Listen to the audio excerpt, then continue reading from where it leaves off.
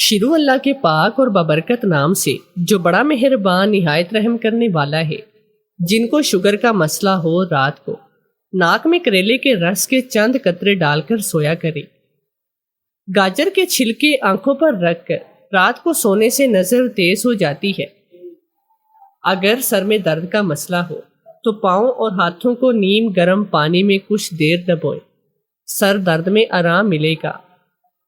کباب بناتے ہوئے ان میں ڈبل روٹی کا بھیگا ہوا ایک سلائس شامل کر لیں تو کباب ٹوٹنے سے محفوظ رہتے ہیں۔ سبز مرچیں اگر جلدی خراب ہو جاتی ہوں تو ان کی ڈنڈیاں اتار کر انہیں فریج میں رکھیں، کبھی خراب نہیں ہوں گے۔ اگر خون والے گوشت کی صفائی کرنا چاہتے ہو تو گوشت کو نمک ملے پانی میں ڈال دیں، گوشت کا خون بھی اتر جائے گا اور گوشت پکاتے وقت رنگ بھی نہیں بدلے گا۔ اگر شوگر کا مسئلہ ہو تو بھنڈی کا سالن کھائیں، بھنڈی خون سے شوگر کو کنٹرول کرتی ہے۔ کلیجی پکاتے وقت اگر نمک کلیجی میں ڈالا جائے تو کلیجی سخت نہیں ہوتی۔ کچی گاجر حسن پیدا کرتی ہے اور رنگ کو نکھارتی ہے۔ اگر کوئی مکھی یا کیڑا کاٹ لے تو کٹی ہوئی جگہ پر فوراً پیٹرول لگا لے، نہ سوجن ہوگی اور نہ ہی درد ہوگا۔ جس شخص کی ہڈیاں کمزور ہوں وہ لیمو والا پانی بنا کر پیتا رہے، ہڈیاں مضبوط اور طاقتور بن جائیں گی۔ متلی اور پیٹ کی خرابی کا مسئلہ ہو تو ناف میں رات کو تیل تھوڑا تھوڑا گرم کر کے لگائے۔ اگر کمر کے نچلے حصے میں درد ہو تو زیتون اور تلوں کا تیل ملا کر کمر پر لگایا کرو۔ جو لوگ سحری کے وقت اٹھتے ہیں اللہ تعالیٰ آسمان سے ان کے گھر میں برکت عطا کرتا ہے۔ پینے والی چیزوں کو کھڑے ہو کر پینے سے دماغی کمزوری ہوتی ہے۔ پیاس کی حالت میں پانی گھونٹ گھونٹ کر کے پیو، جلدی جلدی ہرگز نہ پیو، اس سے بہت ہی زیادہ نقصان ہوتا ہے۔ اگر کوئی بھی مرض ہو کلونجی کا ٹکڑا چبا لیا کرو، فوراً آپ کو شفا ہوگی۔ مٹی کھانے سے پرہیز کیا کرو کیونکہ مٹی کھانا انسان پر حرام ہے۔ حمل کے بعد عورت کو پہلی غذا کھجور دینی چاہیے، اس سے بچہ خوبصورت پیدا ہو جاتا ہے۔ انار کا رس ہفتے میں ایک بار ضرور پیا کرو، یہ جسم کے اندرونی حصوں کو صاف کرتا ہے۔ جن کا دل کمزور ہو، حافظہ کمزور ہو، وہ شہد کا استعمال کیا کرے۔ روٹی کو چھری سے کاٹنا حرام ہوتا ہے۔ بواسیر کے مریض انجیر کا استعمال زیادہ کیا کریں۔ جن کو صفرا کی مرض ہو یا بلغم کا مسئلہ ہو وہ کشمش کھایا کرے۔ ترنج کھانے سے دل کو اور دماغ کو طاقت ملتی ہے۔ خربوزہ مثانے کو صاف کرتا ہے۔ پھل کو چھری سے ٹکڑے کرنے کی بجائے دانتوں سے کھانا زیادہ فائدہ مند ہوتا ہے۔ خربوزہ جنت کا پھل ہے، لہذا اسے کھانے میں غفلت نہ کرو۔ ایک پھل ہے جسے کھانے سے نظر تیز ہوتی ہے۔ نئے پھل کھانے سے جسم مضبوط اور تندرست رہتا ہے۔ کھجور کو ناشتے میں کھانے سے اندرونی جراثیم کا خاتمہ ہو جاتا ہے۔ جن لوگوں کو زیادہ کھانا پینے کی عادت ہو وہ سنگ دل ہو جاتے ہیں۔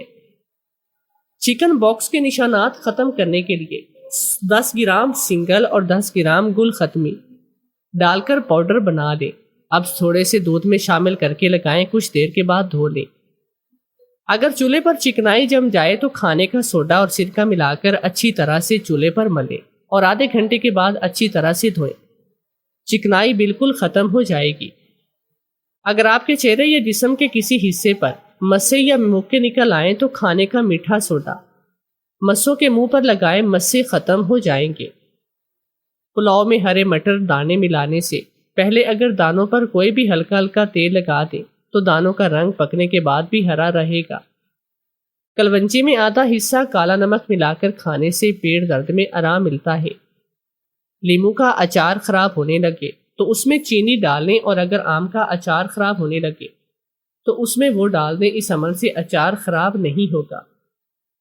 ٹماٹروں کو ہلکا سا ابالیں، اس میں ایک چائے کا چمچہ چینی اور سرکہ ملا لیں اور اس کو پیس لیں۔ اسے محفوظ کر لیں، جب بھی استعمال کریں گے تازہ ٹماٹروں کا آپ کو مزہ آئے گا۔ قیمہ چاہے بکرے کا ہو یا مرغی کا، پکانے کے دوران کالا پڑنے لگتا ہے۔ اگر قیمے کو جو نئے سے پہلے بغیر تیل کے اسے پکائیں، جب قیمہ پوری طرح سے گل جائے تو تیل شامل کر کے بھونیں۔ قیمے کا رنگ خراب نہیں ہوتا۔ بکرے کا گوشت ہفتے میں ایک بار ضرور کھایا کرو، بوڑھا بھی جوان ہو جائے گا۔ جو لوگ رات کو پیشاب کر کے نہیں سوتے، ان میں گردوں کی بیماریاں زیادہ ہوتی ہے۔ میں نے پڑھائی مکمل کی اور ایک کالج میں نوکری کرنے لگا۔ وہاں ایک لڑکی روز مجھے کہتی، آپ کے ساتھ میرا نکاح ہوا ہے۔ میں پریشان ہو جاتا اور اسے کلاس سے نکال دیتا۔ ایک روز مجھے شک ہوا تو میں کالج سے چھٹی کے بعد لڑکی کا پیچھا کرنے لگا۔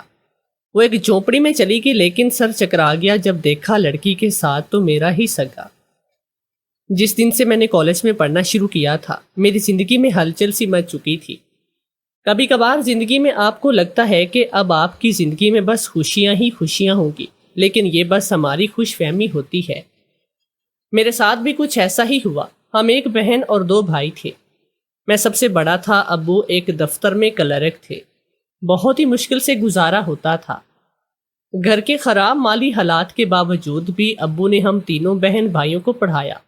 بہن کا اچھی جگہ سے رشتہ آیا، دیکھ بھال کر قرض لے کر اس کی شادی ہو گئی۔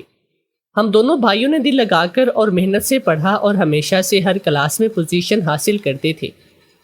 ابو کو بہت خوشی ہوتی تھی کہ ان کے بیٹے ان کی محنت رائگاں نہیں جانے دیتے۔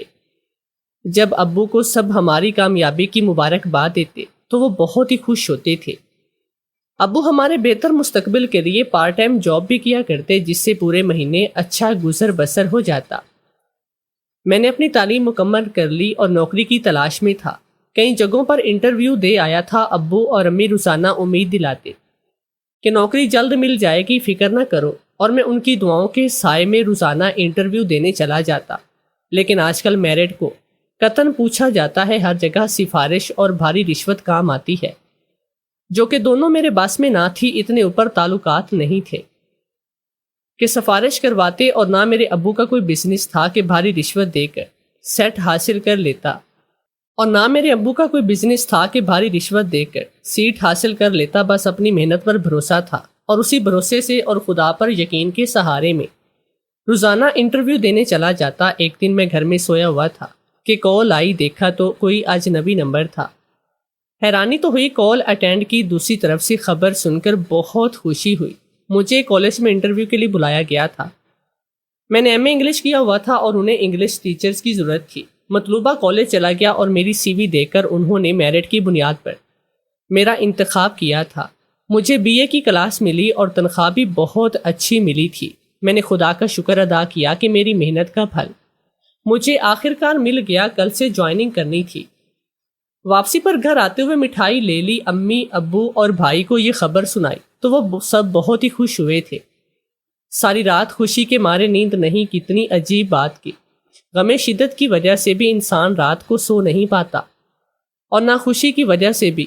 صبح تیاری کی۔ ابو نے ایمانداری سے پڑھانے اور اپنے پیشے کے ساتھ دیانتدار رہنے کی تلقین کی۔ امی نے بہت دعائیں دی۔ کالج پہنچا تو پرنسپل صاحب میری نئی کلاس سے متعارف کروانے مجھے لے گئے۔ کلاس میں لڑکے لڑکیاں اکٹھے پڑھتے تھے۔ کلاس میں تعارف کروانے کے بعد پرنسپل صاحب چلے گئے۔ پہلی بار اتنے لوگوں کو سامنے دیکھ کر تھوڑی گھبراہٹ تو ہوئی، لیکن جلد ہی میں نے خود پر قابو پا لیا تھا۔ کلاس میں اسٹوڈنٹ سے ان کا تعارف پوچھا۔ اس تعارف میں ہی سارا لیکچر گزر گیا۔ پہلا دن بہت اچھا رہا۔ اگلے دن باقاعدہ میں نے پڑھائی شروع کروائی۔ یوں ہی دن گزر رہے۔ ایک دن کلاس میٹ ٹیسٹ تھا۔ اگلے دن باقاعدہ میں نے پڑھائی شروع کروائی۔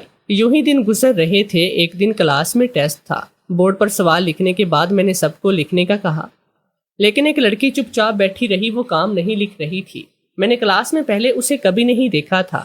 شاید آج اس کی پہلی کلاس تھی۔ میں نے اسے کھڑا کیا، اس کا نام پوچھا، لیکن وہ خاموش رہی۔ میں اس سے سوال پوچھتا رہا، لیکن اس نے کوئی جواب بھی نہ دیا۔ خیر، میں اسے بیٹھنے کا کہہ کر باقی کلاس کی طرف متوجہ ہوا۔ مجھے اس لڑکی کا یہ رویہ بہت ہی برا لگا، لیکن کلاس کی وجہ سے خاموش رہا۔ گھر جانے کے بعد بھی مجھے اس لڑکی کا رویہ تنگ کرتا تھا۔ میں نے بس نام ہی پوچھا۔ اس دیکھنے کا انداز بھی بہت ہی عجیب سا تھا۔ اگلے دن وہ کلاس میں نہیں تھی۔ 2-3 دن کے بعد آئی تو میں نے دوبارہ اس کا نام پوچھنے کا ارادہ کیا۔ اس بار ذرا سخت لہجے میں پوچھا تو اس نے کہا، آپ مجھے جانتے ہیں؟ میں بہت حیران ہوا، کیونکہ میں آج اس لڑکی کو اپنی زندگی میں پہلی بار دیکھ رہا تھا اور وہ مجھے جاننے کا دعویٰ کر رہی تھی۔ اتنے میں لیکچر ختم ہو گیا اور میں سٹاف روم میں آ گیا، لیکن دھیان بار بار اس لڑکی کی طرف ہی جا رہا تھا۔ اگر میں اس سے پہلے ملا ہوتا تو مجھے ضرور یاد ہوتا۔ یہ دن اسی کشم و کش میں گزرا۔ اب وہ لڑکی باقاعدگی سے کالج آنے لگی۔ ایک دن میں لیکچر دے کر کلاس سے نکلا تو وہ میرے پیچھے آئی اور کہنے لگی، سر مجھے آپ سے بات کرنی ہے۔ میں نے کہا، جی کہیے۔ تو اس کے الفاظ نے مجھ پر سکتہ طاری کر دیا تھا۔ مجھے یقین نہیں ہو رہا تھا، یوں لگا جیسے میں اپنے ہوش و حواس میں نہیں ہوں۔ وہ کہہ کر کب کا جا چکی تھی۔ میں نے اسے کافی تلاش کیا لیکن وہ نہیں ملی۔ میں اجے ذہن کے ساتھ گھر آیا، کسی کام پر توجہ نہیں دے پا رہا تھا۔ ذہن میں اس لڑکی کے الفاظ گونج رہے تھے۔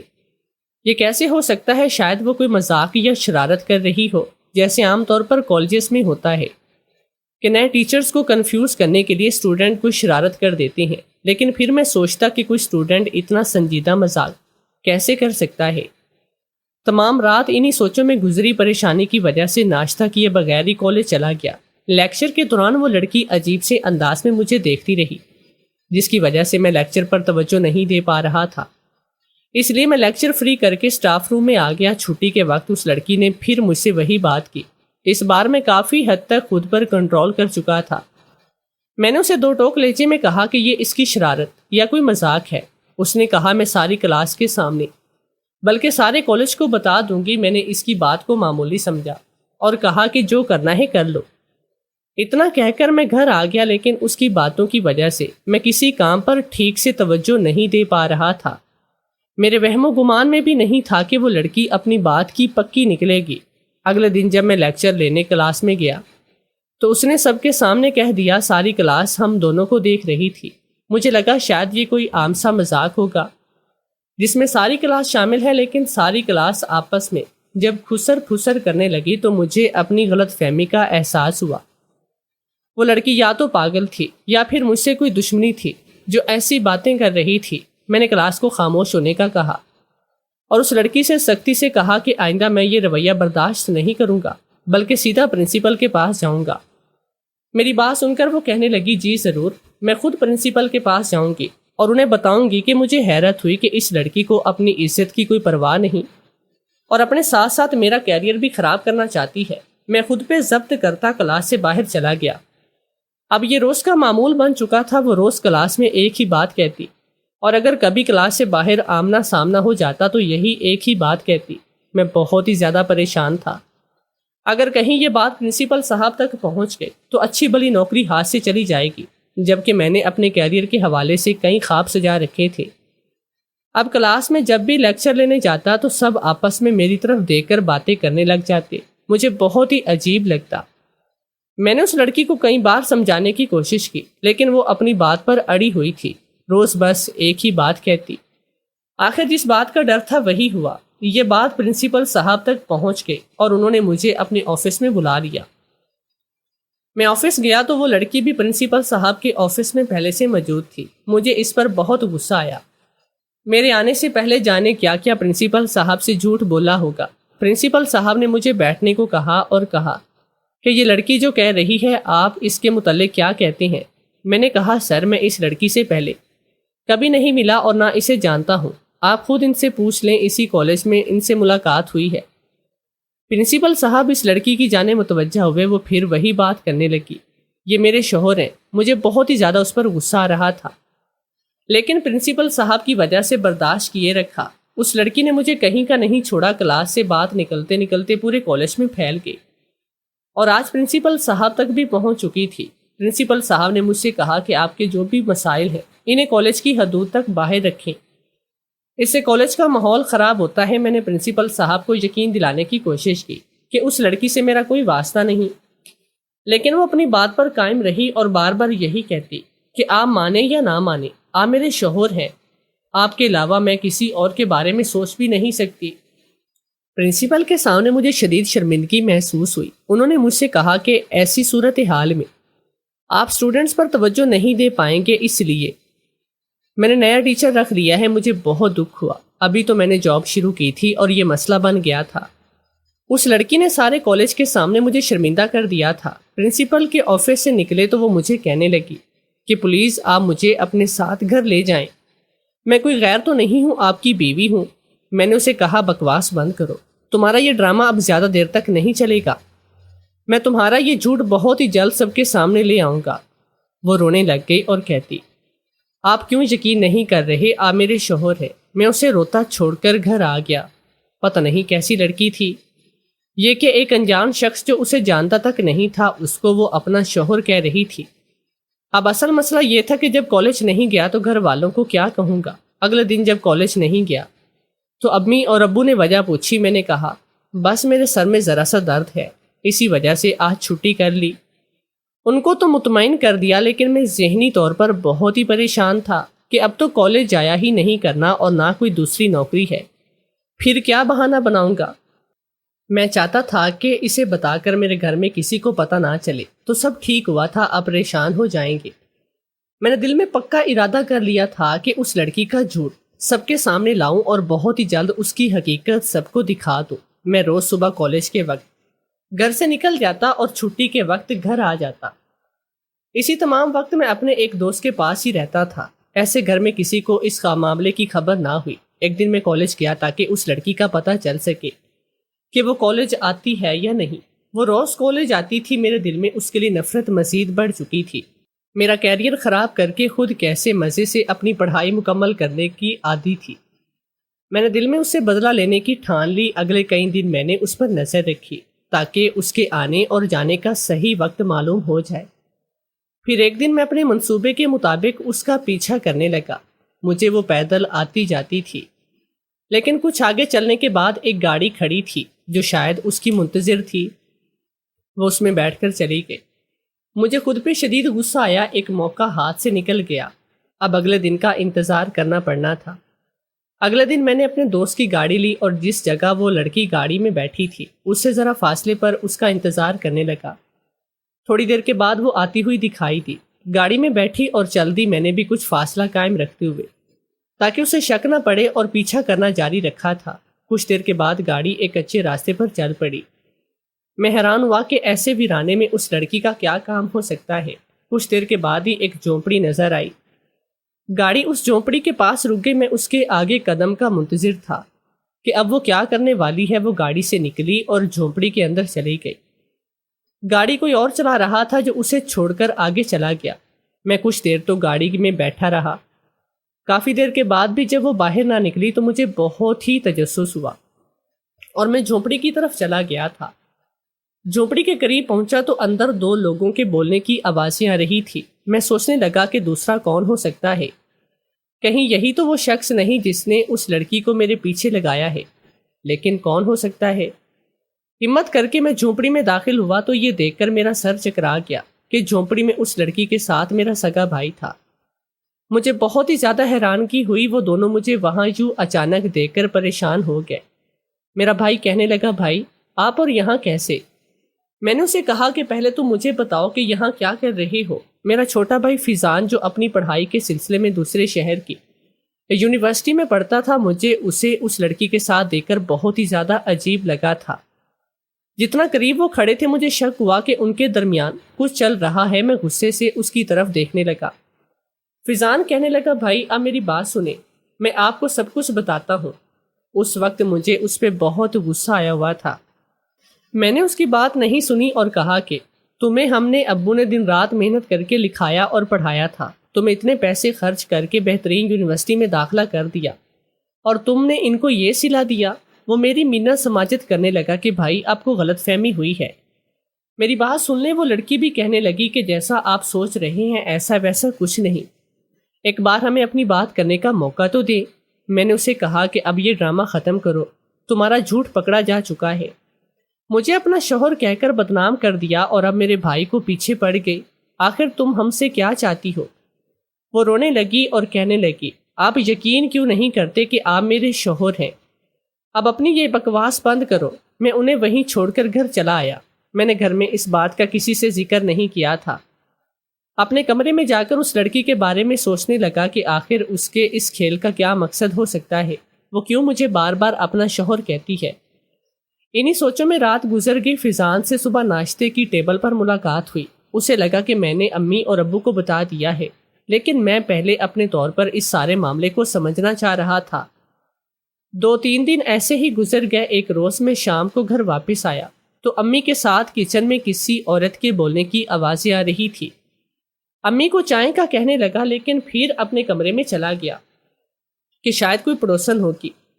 میں بیڈ پر لیٹا ہوا تھا کہ دروازے پر دستک ہوئی۔ مجھے لگا کہ امی چائے لے کر آئی ہے۔ مجھے آتا ہوا دیکھ کر ہوگا میں نے اندر آنے کو کہا، لیکن سامنے کھڑے انسان کو اپنے کمرے میں دیکھ کر مجھے جیسے کرنٹ سا لگا تھا اور میں اچھل کر بیڈ سے اتر آیا کہ یہ یہاں پر کیسے۔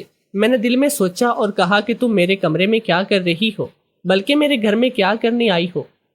میں نے غصے سے اس سے پوچھا اپنے کمرے میں اس لڑکی کو دیکھ کر۔ مجھے سخت حیرانگی ہوئی اور پھر غصہ آنے لگا کہ امی نے یوں کسی اجنبی کو میرے کمرے میں میری اجازت کے بغیر بھیج دیا۔ وہ مجھے امی نے کہا کہ آپ کو چائے دے آؤں۔ وہ چائے کا کپ سائڈ ٹیبل پر رکھتے ہوئے بولی۔ کیا کہا؟ کون؟ امی؟ میری امی تمہاری امی کیسے ہو سکتی ہے؟ اب یہ کون سی سازش چلا لی تم نے؟ کیا اب مجھے گھر سے نکلوانے کا ارادہ ہے؟ میں نے اس کا بازو پکڑا اور تقریباً گھسیٹتے ہوئے کچن میں امی کے پاس آیا اور کہا، یہ لڑکی کون ہے اور آپ نے اسے میری اجازت کے بغیر میرے کمرے میں کیوں بھیجا ہے؟ بھائی تمہاری بیوی ہے اور کون ہے، اور بیوی کو شوہر کے کمرے میں جانے کے لیے اجازت کی ضرورت نہیں ہوتی۔ امی کے الفاظ سن کر میرا دل کیا اپنا سر دیوار میں مار دو۔ امی کو پتا بھی ہے اس لڑکی کی وجہ سے میری اچھی بھلی نوکری چلی گئی اور یہ فیضان کو بھی اپنے جال میں پھنسا چکی ہے، اور اب آپ بھی اس کی باتوں میں آ گئے۔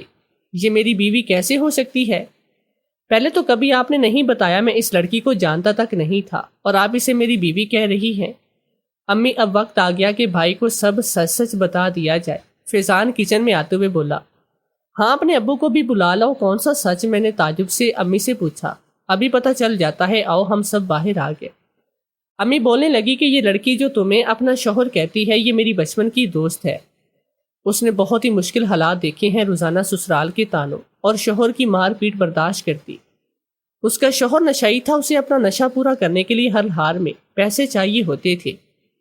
اس کی اسے فکر نہیں تھی کہ کہاں سے آئیں گے۔ اگر کبھی پیسے نہ ہوتے اور وہ نشہ پورا نہ کر سکتا تو اپنی بیوی پہ اس کا غصہ اتارتا۔ میری دوست کیا ایک ہی بیٹی تھی جس کے مستقبل کے بارے میں وہ بہت ہی فکر مند تھی۔ اسے خدشہ تھا کہ اس کا باپ نشے کی لت کے پیچھے اپنی بیٹی کو ہی نہ بیچ ڈالے، اور پھر میری دوست کو کینسر بھی تھا۔ اس کے پاس زندگی گزارنے کے لیے زیادہ وقت نہیں بچا۔ ایک دن وہ حالات سے مجبور ہو کر میری طرف آئی اور مجھے دوستی کا واسطہ دے کر اپنی بیٹی کو بہو بنانے کا کہا۔ مجھے اپنی دوست بہت عزیز تھی اور اس کے حالات سے بھی پوری طرح سے واقف تھی۔ اسے فکر تھی کہ اس کے مرنے کے بعد اس کی بیٹی کی ذمہ داری کون سنبھالے گا۔ اسے سسرال والوں سے تو کوئی توقع نہ تھی اور نہ اس کے میکے والوں میں کوئی ایسا تھا جو اس کی بیٹی کی ذمہ داری سنبھالتا۔ اس لیے وہ میرے پاس چلی آئی اور میں نے تمہارے ابو سے بات کرنے کے بعد چھوٹی عمر میں ہی تم دونوں کا نکاح کر دیا۔ مجھے میری دوست نے کہا کہ ابھی وہ اس کے بارے میں اپنے شوہر کو نہیں بتائے گی۔ میں نے کہا ٹھیک ہے، جیسے اسے اچھا لگے۔ نکاح کے 2-3 ماہ کے بعد میری دوست کا انتقال ہو گیا۔ مجھے بہت دکھ تھا۔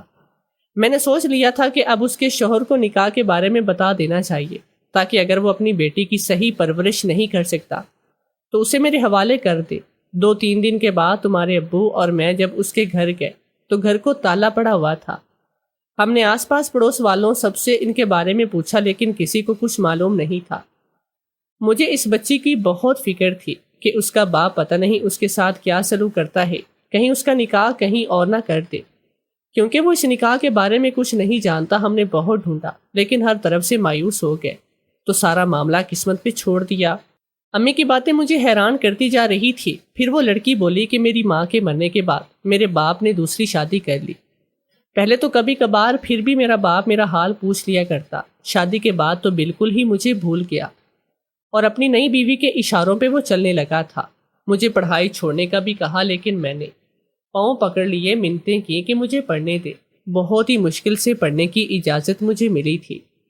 میری سوتیلی ماں کو میں بالکل اچھی نہیں لگتی تھی، ہر وقت وہ مجھے مارتی۔ وہ میری شادی اپنے بھائی کے ساتھ کرنا چاہتی تھی جس کے 2 بچے تھے، بیوی مر چکی تھی۔ میرا باپ تو پہلے ہی اس کے اشاروں پہ چلتا تھا۔ وہ بہت ہی آسانی سے مان گیا، لیکن میں ایسا نہیں کر سکتی تھی۔ ساری رات دعائیں کرتے ہوئے اور روتے ہوئے گزر جاتی۔ ایک دن میں نے اپنی امی کا پرانا سامان کھولا اور اس میں مجھے ایک لفافہ ملا جس میں ایک خط تھا جو میری امی نے مرتے وقت میرے نام لکھا تھا۔ اس میں انہوں نے میرے نکاح کے بارے میں لکھا ہوا تھا۔ اور آپ سب لوگوں کے متعلق تفصیل سے لکھا ہوا تھا۔ آپ لوگوں کے گھر کا ایڈریس بھی لکھا ہوا تھا۔ جب مجھے پتا چلا کہ میرا نکاح ہو چکا ہے میں بہت پریشان ہوئی کہ دوسرا نکاح کیسے کر سکتی ہوں۔ ایک دن دوست کے گھر جانے کا بہانہ بنا کر بہت مشکل سے گھر سے باہر جانے کی اجازت مانگی اور امی کے لکھے ہوئے ایڈریس پر گئی، لیکن اس میں کوئی کرایہ دار رہتے تھے۔ آس پاس والوں سے آپ کے متعلق پوچھا لیکن کسی کو معلوم نہیں تھا۔ میں بہت مایوس ہوئی، بہت پریشان تھی کہ اب کیا کروں۔ میں نکاح پہ نکاح نہیں کر سکتی تھی، یہ اسلام کے اصولوں کے خلاف تھا۔ میں گھر سے بھاگنے کا فیصلہ کیا، ایک رات کچھ سامان لے کر گھر سے نکل آئی۔ کچھ پتہ نہیں تھا کہ منزل کیا ہوگی، بھوکی پیاسی جانے کب تک چلتی رہی۔ جب آنکھ کھلی تو خود کو ایک ہسپتال کے بیڈ پر پایا۔ میں بہت حیران ہوئی۔ نرس نے بتایا کہ میں کسی کو سڑک پہ گری ہوئی ملی تھی، وہ مجھے یہاں پر لے کر آیا ہے۔ میں بہت ڈر گئی کہ پتہ نہیں کون شخص ہے، لیکن وہ میرے لیے ایک فرشتہ ثابت ہوا اور مجھ سے بالکل اپنی بہن کی طرح پیش آیا۔ میں نے اسے اپنے بارے میں سب کچھ بتا دیا۔ شاید قدرت مجھ پر مہربان تھی کہ وہ شخص فیضان نکلا اور اسی کی وجہ سے میں آج یہاں پر ہوں۔ میں کالج میں دوبارہ فیضان کی مدد سے داخلہ لیا، لیکن میرے پیچھے میری سوتیلی ماں کا بھائی اور میرا باپ لگے ہوئے تھے، اس لیے میں نے کالج میں آپ سے کہا کہ آپ میرے شوہر ہیں۔ حالانکہ میرا باپ کالج تک پہنچ گیا تھا جب اسے پتا چلا کہ آپ میرے شوہر ہیں، اس نے کالج آنا بھی چھوڑ دیا۔ میں نے فیضان کی طرف دیکھا، مجھے اپنی سوچ پر بہت شرمندگی ہوئی۔ وہ بولا، بھائی، بھابھی کی سوتیلی ماں کا بھائی ان کا پیچھا کر رہا تھا۔ اس دن گاڑی میں میرا ایک دوست بھائی کو جھونپڑی میں چھوڑ گیا۔ میں نے امی کو سب کچھ بتا دیا اور بھابھی کو گھر لے کر آ گیا۔ میں بہت خوش ہوا اور اپنے رویے کی معافی مانگی۔ مجھے بہت ہی جلد ایک دوسرے کالج میں نوکری مل گئی جہاں تنخواہ پہلے کی نسبت زیادہ تھی۔ زندگی ایک دم بہت ہی اچھی ہو گئی تھی۔